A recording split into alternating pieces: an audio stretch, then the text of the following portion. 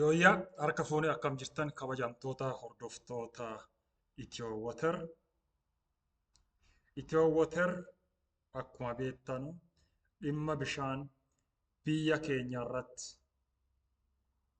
marii isiniif dhiyeessaa tureera. Ammas dhiyeessaa jira.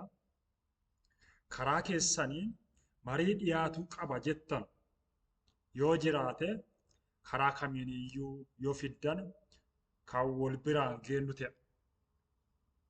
Kanaaf irratti hirmaadhaa. Dhimmi bishaan keenyaa dhimma dastaa qofaa miti. Dhimmi bishaan keenyaa dhimma Abiyyi callaa miti.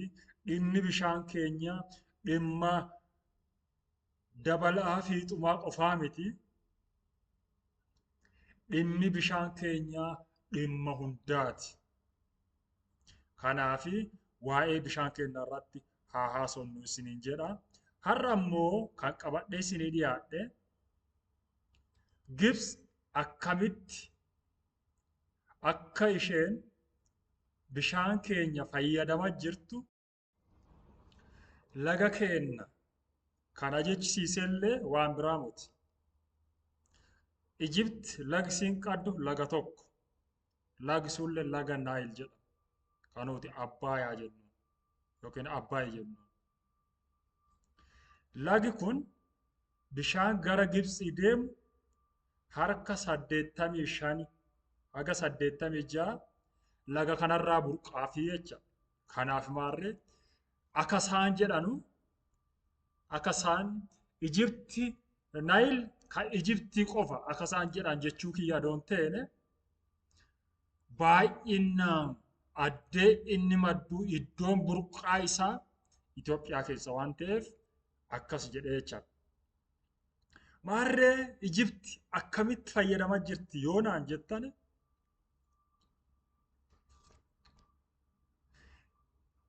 yeroo ammaa kana piroojeektii maallaqa doolara Ameerikaa biliyeena 9.7 bishaan nu biraa bahee gara Naayilii deemu kana gara Niiw Deeltaa piroojeektii jalqabdee Niiw Deeltaa sanatti bishaan galchuuf piroojeektii kana hojjechaa jirti. Duraan osoo piroojeektiin kun hin jalqabamin dura lafti tootaalii Misir qabdu parsantii 4 qofaadha kan irrigeeshiniidhaaf oolaa ture. Parsantii 4. Amma immoo eegaa Niiw Deeltaa kana Niiw Deeltaa jechuun gabaasee isiniif ibsa. Warri beektan beektanii warra hin beekneef Deeltaa jechuun karaa yaa'ii bishaanii yoo karaa kanarra teetee gamaa fi gamana akka kun amma fakkiirraa dhagitan kana fakkiirraa kan dhagitan kana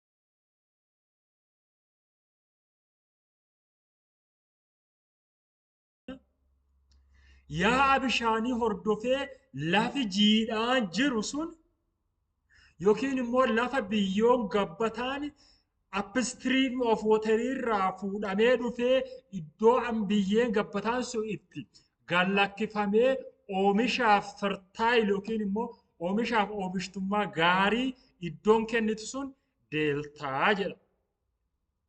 Naayil deeltaan immoo akka addunyaatti deeltaa beekamaa. Inni lamaaniin deeltaa beekamaa ta'ee biyyoo Itoophiyaa fi warroota gara oliirraa warroota gara yaa'a oliirraa walitti qabee fidee dhufuun gara Misirii geessa. Achitti biyyee ta'an tuulee biyyeen tun biyyoo gabbataa ta'eeti eeriyaa sanirra yookiin immoo lafa gabbattuu sanirratti irrigeeti goote yookiin immoo achirratti jallisii fayyadamti Ijipti. Kanaan dura adoo Niiw Deeltaa kana ijaaruun jalqabiin parsantii 4 qofaadha kan deeltaan kun irra jiru kan isiin immoo irrigeeti godhaa turte. Amma yoo deeltaan kun Niiw Deeltaan piroojeektiin Niiw Deeltaan kun yoo hojjetamee xumurame parsantii 4 irraa lafa Ijipti parsantii 4 irrigeeti yookiin immoo jallisiidhaan oomishamtu sani gara parsantii 24tti forge godha yookiin immoo ol guddisa. Kanallee akkamitti akkasii hojjaa jirtu viidiyoo gara dhugaarra isinii keera gara dhugaarra isinii keera viidicha laaltanii keessattuu hundeessaa fi abbaan Kings of Abbay YouTube Kings of Abbay ta'ee Ustaz Jamal Bashir seeraan waa isaanii jala bu'ee dhiyeessaa tureera. Viidiyoo amma isinii jee kanallee isaa hojjeteera. Kan warra kanuma miidiyaa isaanii irraa fuudhechaadha. Kanaaf isa kana seeraa hordofaa isinii jechuu barbaada. ይሄ ነው የግብጽ ውሃ እዚህ ላይ የተጻፈው ሸርቅ አኒል መጀመሪያ የምስራቁ የናይል ፓርት ይላል محور الفشن የሚባል አንድ የዚህ እንደ ከእንትኑ ከወጣ በኋላ ወደ ተለያየ ቦታ ሲያከፋፍሉት ያለ ነው محطة رفع رقم 1 ወይም رقم 1 ይላል ቁጥር 1 محطة رفع ማለት ውሃውን ወደ የሚፈለገው ቦታ የመውሰጃ አንድ ራሱን የቻለ محطة ወይም ደግሞ ማዕከል ልክ እንደ ፓምፕ በጣም ውሃዎችን ወስዶ ወደሚፈለገው ሌላ ቦታ ለማሻገሪያ ከፍ ወዳለ ቦታ የሚወስዱበት ነው ኦክቶበር 2025 ነው ይሄ እኔ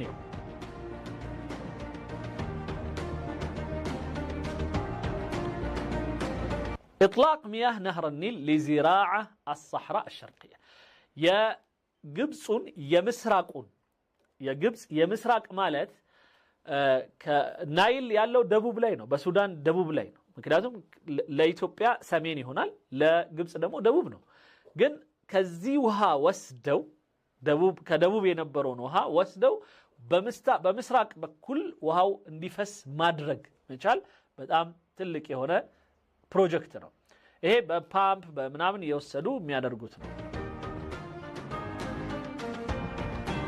እና እንዴት እንደሚወስዱት ውሃው እንዴት ከፍ እንደሚያደርጉት የሚያሳዩበት ሲስተም ነው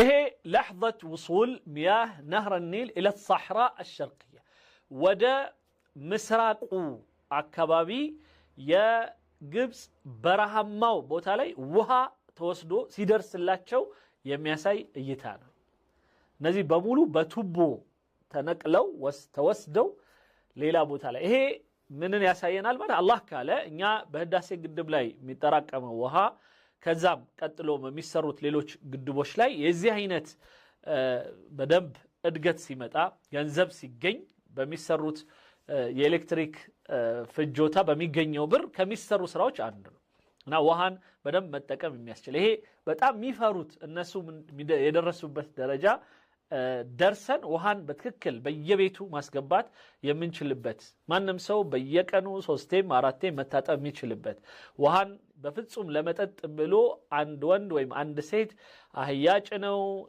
አንዳንዴ 5 ኪሎ ሜትር እስከ 10 ኪሎ ሜትር የሚሄዱበት ዓለም የሚያበቃበት የሆነ ዓለም ሲፈጠር ውሃን በትክክል መጠቀም ስንጀምር ያኔ ነው ምናልባት ውሃ የሚባለው ሊያሰጋቸው የሚችለው እነሱ ጋር ትንሽም ቢሆን ይቀንሳል የሚሉት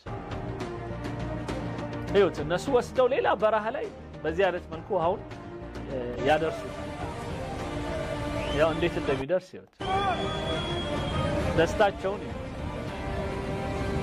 ከውሃ ጋር ነው የሚኖሩት እነሱ እኔ እርግጠኛ ነኝ የሆነ አካባቢ በቱቦ ወስደን የሆነ አካባቢ ውሃ ብናፈስ ይሄን ያህል ይደሰታል ኢትዮጵያውያኖች አላቅም ነኝ ግን አንዳንዴ የምናየው ገጠር አካባቢ ላይ ልክ ነው ጉድጓድ ተቆፍሮላቸው ትንሽ ውሃ ሲያዩ በጣም ደስ ይላቸዋል ይሄ ግን በጣም የተለየ ነው ለውሃ ያላቸው ስሜት የውሃ ክትትላቸው የሚገርም ነው የሚገርም እዚህ መልኩ በረሃ ጭልጥ ያለ በረሃ ላይ ውሃ በዚህ መልኩ ያደርሳል የተሰራውን ስራ ሰዎች እንዳይሰምጡ ቶሎ ራሳቸው ይወጣሉ ሳህራ በጣም የሚገርም የሆነ የሸርቅያ ማለት የምስራቁ አካባቢ ላይ ውሃው በዚህ መልኩ ነው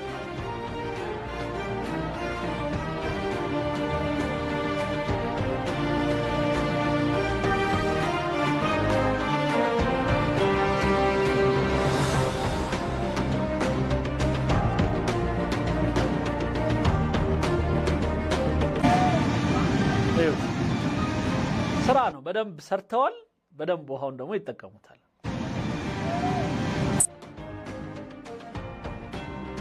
ይሄ ወደ ምስራቅ ከገባ በኋላ በረሃ እዩት ምን ያህል ወንዙን በዳር ዳሩን በሙሉ በሲሚንቶ ምናምን ሰርተውለት እዩት ምን ያክላል። لحظة وصول مياه نهر النيل إلى الصحراء الشرقية نايل ወንዝ ሄዶ እዛ ሲገባ ማለት እዩት። ይሄ ማጣሪያዎች ናቸው። እነዚህ በሙሉ መሐንዲሶቹ ናቸው የሰሩት መሐንዲሶች። እነዚህ በሙሉ የሚጠቀሟቸው መሳሪያዎች ናቸው። ይሄ በሙሉ ዳርዳሩን የምታዩት ያለሟቸው ቦታዎች ናቸው። እንደዚህ ወንዙን በደንብ ነው የሚጠቀመው እዚህ ውስጥ ለማምጣት ነው አሁን ማለት ነው። ይሄኛው شبكة ربط بطول 220 كيلومتر شبكة كهرباء بطول 265 كيلومتر ሁለቱንም አንድ ላይ ነው የሚሰሩት። የውሃ ያያዣ ቱቦና እንደዚህ አይነት የወንዝ አይነት ስራ 220 ኪሎ ሜትር በምስራቁ ሌላ በኩል ማለት شبكة كهرباء بطول 265 كيلو متر ሌላው ደግሞ የኤሌክትሪክ ደግሞ ዝርጋታ በ265 ኪሎ ሜትር ስራ ይሰራሉ። ይሄን በረሃ ያርሱታል ለጉድ። ያው اعمال تنفيذ محطات الرفع وخزانات مياه نهر النيل ወደላይ ወደ ከፍታ ለመውሰድ እየተቀባበሉ ነው። ፓምፑ ይገፋል ወደላይ ሌላ አካባቢ ላይ ከዛ ሌላው ማዕከል ይቀበልና ያንን ውሃ እንደገና በሌላ ፓምፕ ይገፋል። እንደዚህ እየተገፋ ነው የሚፈልጉት 250 ምናምን ኪሎ ሜትር እዩት። እንግዲህ አንድም ሳር የሚባል የሌለበት ቦታ ነው ውሃው በዚህ አይነት መልኩ የሚወሰደው። عدد 13 خزان و2 محطة رفع عندنا 13 የሚሆን ካዝና የውሃ እንትን ቆፍረው ሰርተውለታል። ከዛ በኋላ ደግሞ ከያንዳንዱ ከ13ቱ ደግሞ እየገፋ ወደ የሚፈለገው ቦታ የሚያደርስ በጣም ሁለት ታላላቅ የሆኑ ማዕከላቶች ተሰርተዋል። ኒው ዴልታን ኩኒ ፐርሰንቲ አፉር ዱር ላት ኢጅፕት ከኢሪጌቴት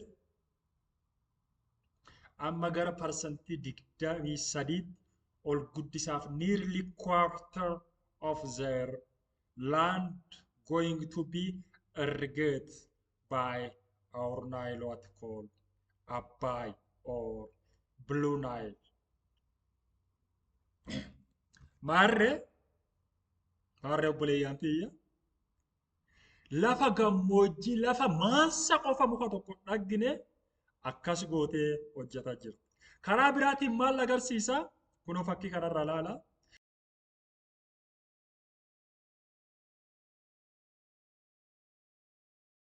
karaa biraatiin maal agarsiisa? Egypt hammam akka bishaanicha fayyadamaa turtee fi fayyadamaa jirtu.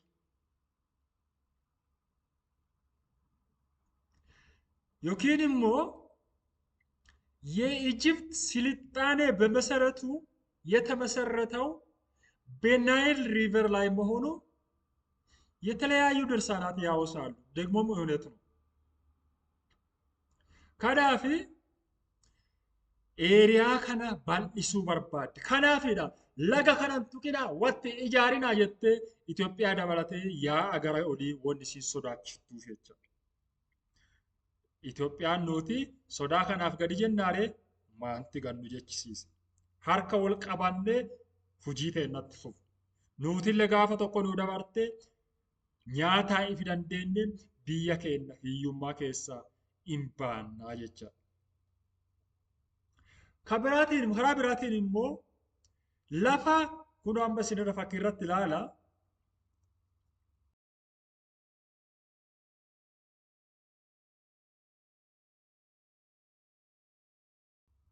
Eeriyaa bishaanichi yookiin immoo naayilii irra deemu qofa osoo hin taane galaana diimaa gama buuchee Siinaa desert yookiin gammoojjii Siinaa bishaanuma keenya kanaan fayyadamaa jirti. Gammoojjii Siinaan beektan. Macaafa qulqulluu keessallee si'a meeqa tuttuqamteerti gammoojjiin Siinaa ture. Akkamitti akka kolbaa Israa'elii siin rakkisaa turte yeroo biyya Gibxiitii baanee gara Israa'elii deeman. Gammoojjii tana darbuu dadhabanii immoo uummanni Israa'elii bacaan gammoojjii kanatti akka isaan dhuman quba qabdan warri macaafa qulqulluu dubbistan hin dhaggitan. Maarree gammoojjii tanallee akkam akka isiin gootee misoomsaa jirtu isiin taa'imuu hin danda'u. Siinaa desert barreeffama jedhu sanirraa ilaala. Kana hunda akkana gootee lafa fi akkamitti akkasiin magariisa godhaa jirtu fakkii kanarraa ilaala.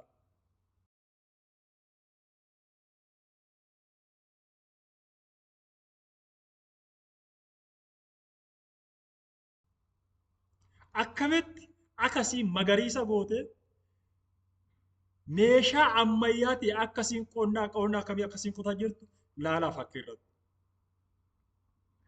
Baay'inaan midhaan biyyoota Arabaatiif export kan gootu Ijipti. Kana maanii hojjatte lagichuma kanaa hojjatte.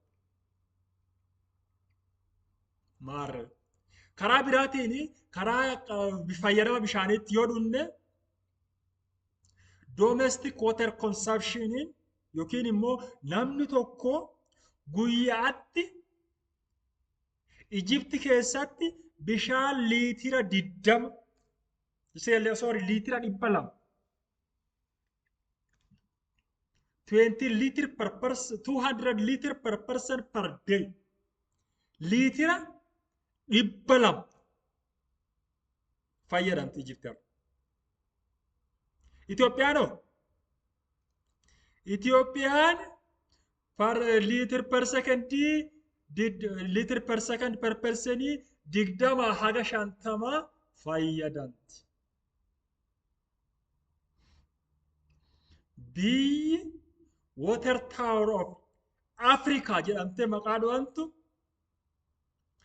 20 to 50 liter per second per person fayyadamti. Kana warri siin bishaan kanituuf Ijipti 200 in average sin ta'imaa jira. Average. Egypt average namni tokko guyyaatti liter per second per day 200 fayyadamti. Dhageeffadha. Liter per second per day namni tokko Gibsi yookiin Misiri keessatti liter per second 200 fayyadama. Itoophiyaa keessatti 20 haga 50 jedha average isaa. 20 haga 50 kun below WHO standard. 200 kun immoo above WHO standard.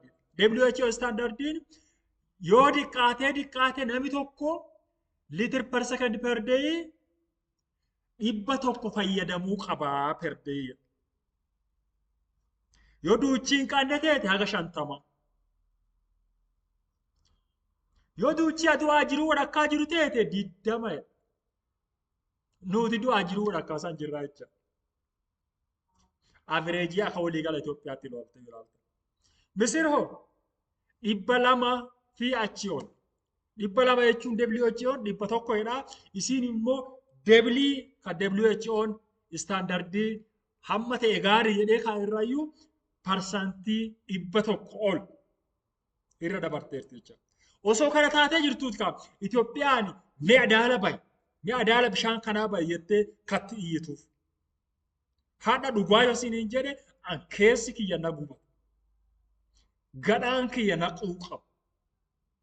Maafi jennaaniin haga kana water tower of Africa jedhannee jirru adoo bishaan biyyoota ollaa hundi nurraa adoo fudhatanu nu keessaa bahee bishaan gara biyya ollaa adoo yaa'u nuti immoo warra ollaa hanqannee fayyadama bishaaniitiin gadee teenee jiraanna jecha. Bishaan Ijipti fayyadamtu kana keessa parsantii 83 bishaan naayilii kanaa. Parsantii 17 immoo undergroundidha. Dhaggeeffate? Mostly the Egypt rely only on this Blue Nile or what you call Abai.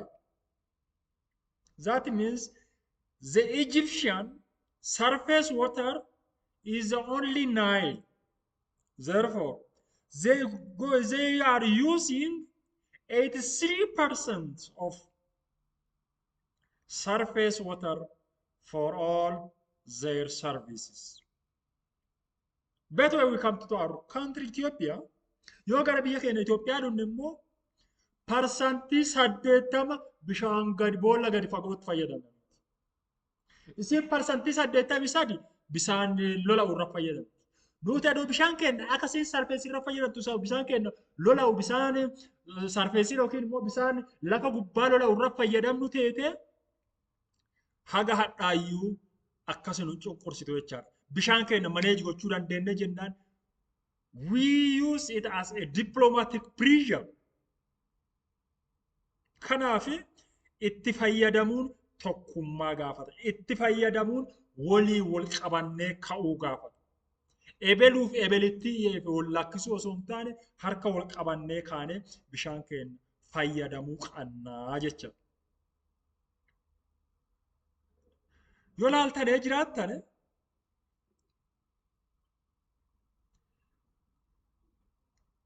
bishaan Itoophiyaa itti fayyadamtu hundi adduma nuti dhalannee dhunneeyyuu baleessa jedhane ollaa keessanii maa akka jedhamu hin beeku ollaa keessanii ibsadha. Baleessa jedhane boolla ifuma kennaa qonnee kaane bishaan achi keessaa boolla keessaa ol dhufee isaa ol hiiqe bishaan achi waraabbanna boolla keessaa kana. Maafi jennaan bishaan halafarra lola'aa oolu san akka itti qulqulleessan hin beeknu humna ittiin qulqulleessan san hin qabu. Garuu biyyi ollaa teenna isa gadi fageennaan itti fayyadamaa jirti. Eega kana hunda kana dubbisiise eega haga kana duuchi bishaan keenya fayyadamtu teete. Ijipti eega haga kana duuchi bishaan keenya fayyadamtu teete. Maaniif Itoophiyaa qeeqe? Maaniif Itoophiyaa tokkummaa dhoogitee ciisaa hirriba kuttee keessaan wal waraansisaa keessaan diplomaatik pireesharii itti godhaa maaniif akkas gooti? Sababa nuti humna hin qabne, sababa nuti dandeenyee bishaan keenyatti hin fayyadamne, sababa nuti tokkummaa hin qabne, sababa nuti isaanii ergamnuuf.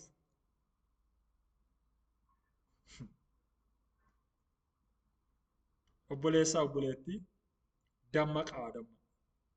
Waan biraa dhiisa reef torbaan tana ministeerri haajaa alaa isaanii Abdullaattiin maan jedhee baase negotiation with Ethiopia reached did end after 13 years of fruitless talks. Who make it fruitless, please, Mr. Abdullati? Is it not you, the Pharaoh? Is it not you? Ethiopia did not hinder any negotiation related to GERD or related to Ethiopia water. But when you come to on us upon sovereignty of our country, we will not give up. Please know this. Like Asisa or Isabetta.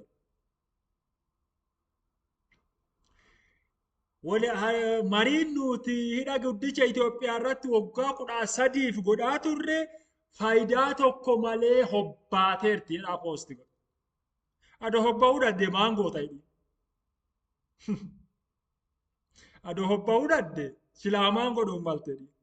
Haga Ameerikaa diresii deemanii beeksaan Itoophiyaa akka Ameerikaa harka dassitee mallatteessisiitti. Nama godheedha. Itoophiyaan immoo kutannoof murannoo Adowaa dur qabdu. kutannoof murannoo abbaa gadaa duraan qaadduun kanan godhan waan biyya tiyya miidhaa hin godhu. I appreciate Dr. Seleshi, the Ministry of Water and Energy at that time. Ministeera bishaanii fi jallisii bishaanii fi enerjii yeroo sanii kan ture. Dr. Seleshi baay'ee ajaa'ibsiifadha. Akka malee natti tolas. Baay'ee ijjannoo mormaa ture. Ameerikaa dura dhaabatee kun hin ta'u jedheeni nama injifatee dhiisee baay'ee. Ammaa fi ammaan gara kaanillee yoo dhimma biyya keenyaarraa tokkummaa akkas hojjanne wanni nuti fiixaan baasuu dadhannu hin jirtu. Maarree obboleeyyaan tiyya haa tokkummoonnu harka walaa qabannu waa'ee biyya keenyaarratti ana dastaa hin galchaa isiniin galchaa si obboleettiin galchaa si abbaa aayyoo namni hunda isin galcha waan ta'eef waan dandeenyuun dhimma biyya keenyaarratti harka wal qabannee tokkummaan haa kaanu hadaraa haa kaanu isiniin jedha. Waaqayyo si eebbisu waan na dhageeffattaniif waaqayyo si eebbisu eebbifamaa. Tokkummaa humnaa tokkummaan hin moona.